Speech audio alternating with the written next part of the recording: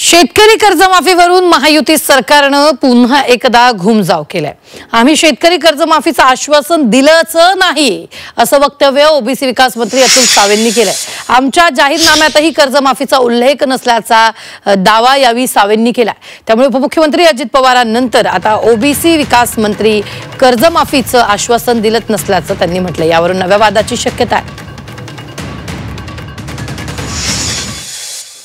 सरकार ते वचन पूर्ण करणार आहे जे घोषणा दिली होती शेतकऱ्यांना? नाही, वचन असं दिलं तुम्ही, म्हणजे माझं म्हणणं तुम्ही कुठल्याही मॅनिफेस्टो जाहीरनाम्यात नव्हतं साहेब, कर्जमाफी असं जाहीरनाम्यात नव्हतं। जे दिलं ते सगळं पूर्ण करतोय। जे मॅनिफेस्टो मध्ये आम्ही सांगितलं होतं ते तुम्ही चेक करून घ्या। कर्ज माफ ही तात्पुरती मल्लमपट्टी आहे।